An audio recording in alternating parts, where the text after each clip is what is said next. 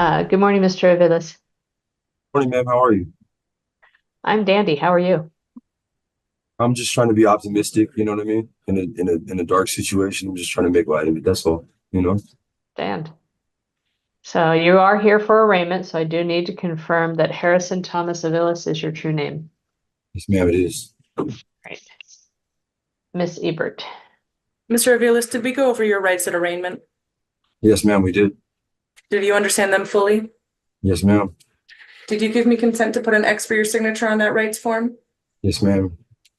Did we go over the charges and the maximum potential consequence for those charges? Yes, ma'am, we did. And you understood those fully as well? Yes, ma'am. Your Honor, we waive formal reading and enter a plea of not guilty. Not guilty, please will enter. Full Cause what is the city's request with regard to release and conditions? The city's requesting $2,500 on each count or on each charge. The defendant has two outstanding warrants at this time and a number of warrants since 2024. I believe when did before? Looks like a good 20-some warrants since 2024.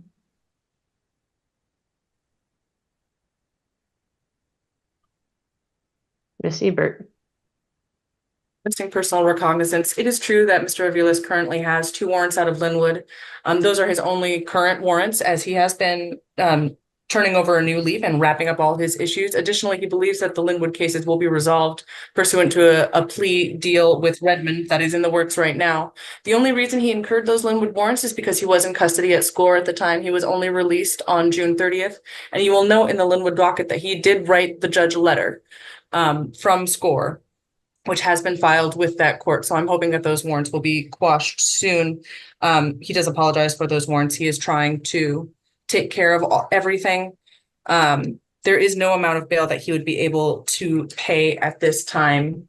And as you will see on the indigency form, he does receive public benefits and has no income supporting a household of 5 at this time. So we are requesting release on personal recognizance. He's making good strides in getting his legal issues wrapped up, Your Honor. So he was in SCORE?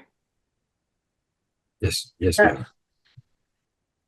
For what period?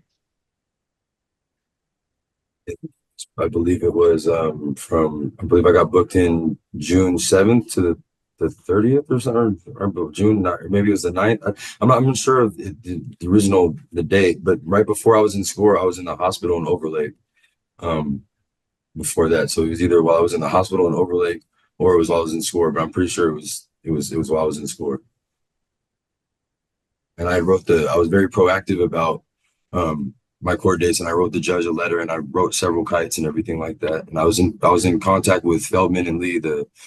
Patrick Feldman's my attorney over there in Linwood. I was very proactive about being in contact with him about getting on the docket and getting that dealt with. And the only reason that the Linwood was still even open like that is because they were waiting to see what happened with my Redmond cases, and my Redmond cases are coming to a disposition, and they're going to wrap all of them up together and give me a plea deal. And the only reason that we had just scheduled it out is because I unexpectedly got bonded out by the Northwest the bail fund. My mom had wrote them a letter, so that's the only reason I was out of custody, that they had scheduled it out further without my disposition being already made. You know what I mean? So we were going to wrap that up, and then that was going to track, and then Linwood, Patrick was saying we were just waiting to see what's going to happen with Redmond, and then they were gonna deal with that accordingly and probably go with the recommendation with whatever I wrapped up in Redmond. So that's the only reason why everything was outstanding like that. I've been trying to turn a new leaf. I have 4 kids, 3 that live with me. I'm a full-time dad. You know what I mean? I can't be a dad behind bars. I've been trying to make strides in the positive direction. You know, I got my whole life ahead of me now, and these kids, they live for me. You know, so I just ask that you consider that. You know, that's all, Your Honor. That's all. I get a little emotional in terms of that. That's all. I'm sorry. Your Honor, I need to correct my statements on the record. After looking up in VineLink, it looks like he was in custody from June 10th through June 27th in SCORE per VineLink. Because Mr. Aviles, I have to say, driving a vehicle when you are DWLS 1, right? Yes, and see the thing with that I'm is gonna ask you not to make any statements. Talk the about, case, please. yeah, I'm not asking for comments. I'm just looking at this and I'm seeing,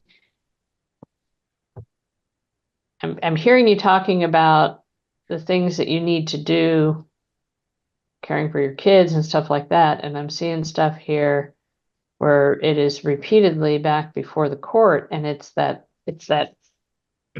you're on the merry-go-round.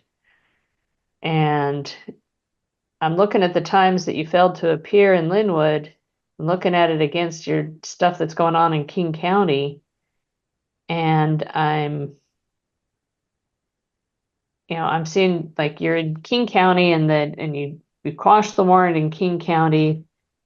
There's a gap. You were supposed to be in Linwood. You didn't appear in Linwood, and then you get arrested. It's not that you didn't appear in Linwood because you were in the SCORE jail. You failed to appear in Linwood in May, right after King County. And you're in a situation where you just seem to keep collecting new cases. And that's just going to make it harder, right? makes me correct. I'm I'm sympathetic that you've got responsibilities, but I'm not sure I'm seeing somebody who's paying attention to those responsibilities. I'm seeing the collecting of new charges. And a lot of these, they're not convictions, but they're situations where you now face the onus of having to appear in multiple different courts. And I see Bellevue, Redmond, in King County alone. You've got those two plus what's this? No, that got dismissed. That's Redmond. Then you've got Linwood Municipal Court. You've got more Bellevue. And these are just open cases. That's closed. Okay, so those are all closed. So just looking at your open cases, that's at least 3 courts. Now you've added a 4th court. I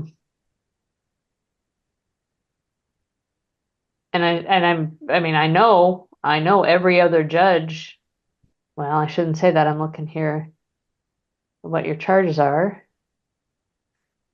So I'm going to guess Judge Befew, because I don't see any other court, but Judge Befew probably told you not to drive, right? You don't have to answer that at this point. I know she did. And so I'm sitting here saying, okay, now I'm gonna throw my 2 cents in and say, okay, you didn't listen to any of these other judges, but you'll listen to me, right? When I put conditions on you. Well, ma'am, I'm at this point, I'm willing to do treatment, probation, whatever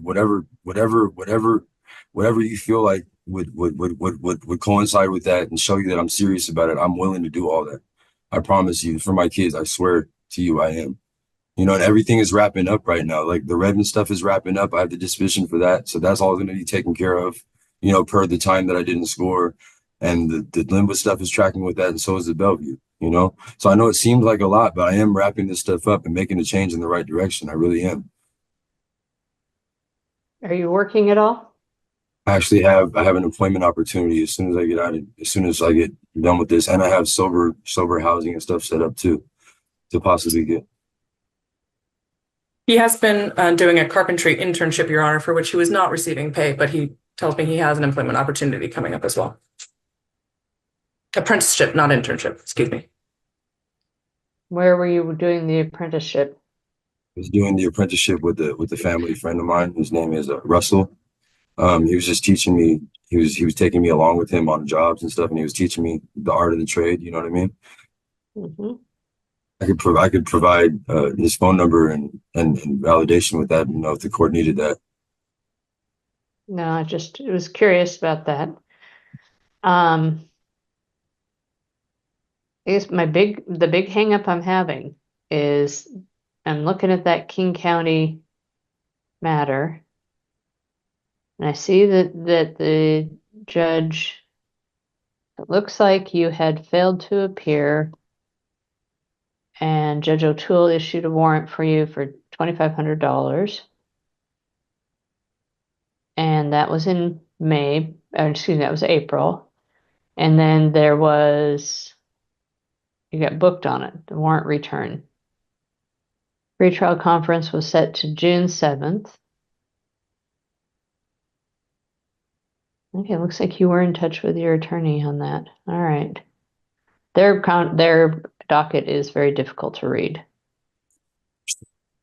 And oh, they failure to appear was noted, but it was a waiver of time for trial was filed by your attorney. He's showing up for court, Your Honor. And your next hearing is August 1st, it looks like. All right. That's when they're gonna wrap everything up, and then they're gonna make a video. You didn't appear for court. I just appeared for court on Friday. The day that I got the day after I got out of score, I appeared for court because I had court that day, and that's when they said it over. And that was in Bellevue then? No, that was in Redmond. Was it in Redmond? Yes, ma'am. Okay, that is noted in one of the cases. Their docketing system is terrible. All right, your pretrial conference on that is set for July 23rd in front of Judge Gelson. Yes, ma'am. That's when they're going to wrap it all up and give me my plea. It looks from that like you were in custody, and that's when they signed the order releasing you from custody. Well, what happened was that the Northwest Community Bail Fund, my mom wrote them a letter, and they bonded me out. I had no idea that they were going to do that, and that was on a Thursday, and then I appeared in court out of custody on Friday. I believe that is reflected in the docket on the Redmond case ending in 535, Your Honor. So they showed you in custody at score on the 27th. On the 28th, they had a hearing. It does also say release date 6/27 on that 27th docket entry. Okay, I see that. And then the next day you had a hearing, and then a week later you are picked up on these charges. I'm just asking for a chance to wrap all this up. I know it was a bad move, and I apologize for that, but I'm willing to do whatever I need to do to continue in this right direction. I really am. It's been hard. It's been a hard battle getting here, you know? I'm just looking at, I see that bail jumping, looks like it was dismissed out of King County. I promise I will show up at every court day. I solemnly swear. I promise you. I promise. I understand the request, and unfortunately what I'm seeing is that request has been made a number of times previously. The one more chance argument looks like it is continuously being provided. I'm looking at all these dockets. You're promising everyone you're going to appear, and the next opportunity you don't show up. I know you want to make a change. I have no doubt of that, but I cannot ignore the failures to appear. So I am going to set bail as requested in the amount of $2,500 on each cause number for a total of $5,000. And I'll set this matter next week for hearing so that we can address this. But I can't ignore the numerous failures to appear. Your Honor, but I've been appearing lately. I've been appearing lately to the courts. I've been making the change. Can't you see me trending positive? Can't you see me? I have seen one time where you appeared. Other than that, there have been no other appearances. There's been a lot of times where your attorneys have appeared for you, but there are no indication of you appearing in court. We're done. I'm going to set this matter, Madam Clerk, okay, on the 19th, Friday the 19th at 9:30 in the morning. And I have granted your request for court-appointed counsel at no expense. If you do post bail, you need to notify the court in person or in writing of any change of address. Have no new criminal law violations for which there's probable cause. Make an appointment with your attorney and make it to that appointment. They can't help you if you're not talking to them. Only use your true legal name and date of birth if contacted by law enforcement. Do not drive unless you are properly licensed and insured and do not possess, consume, or have under your control any controlled substances, marijuana, cannabis, or any other of the derivatives or drug paraphernalia without a validly issued prescription in your name. And so I will see you next week, next Friday morning at 9:30. If you do post bail, you will still need to appear at that time. It will be by Zoom. That's 2 weeks away. That's like, That's Friday the 19th. If you So- want to get on the calendar before then, you're going to call your attorney and talk to them. They know how to note it. All right. can I ask, is this because I have my other courts that I need to go to? Like, are they like, I won't miss one court because I'm in custody for this one, right? I did not see any dates that conflicted. Can we possibly talk about and touch back upon maybe releasing me the next court date, or? You're going to talk with your attorney about what's going to happen. They can always raise the issue. All right. Is it possible for me to request a sooner court date now, or would you like me to go through? You can if you think that you would be ready to proceed at that next court date. Ms. Greenwood, do you think we'll be ready to proceed later this week on this case? Yeah, I don't see why not. I'm sorry, Your Honor, if we could just wait due to the number of transports that were not transported today.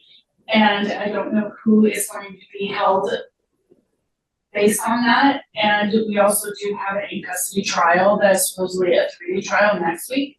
So I don't want to set another date just yet due to the people that still need to be transported, if that makes sense. It does. You don't think that even by Friday of this week, we would be clear? Because there is a huge number of people on the in-custody calendar. I do have 4 or 5 people from the review calendar also that were in custody that I need to attempt to transport as well. So if defense could make the request, I will attempt to bring him earlier based on my ability to get those people as well. All right. So what that means, Mr. Aviles, is that we're noting the request to come earlier, and we will try to accommodate that. We're going to keep you on the 19th to keep your place held there. Okay? But it's possible that I might go earlier. It's possible that it might come earlier. So if you're contacted and told to come down to go for transport, know that it means you're coming here earlier. All right? All right. So with that, that'll conclude this matter. Gotcha.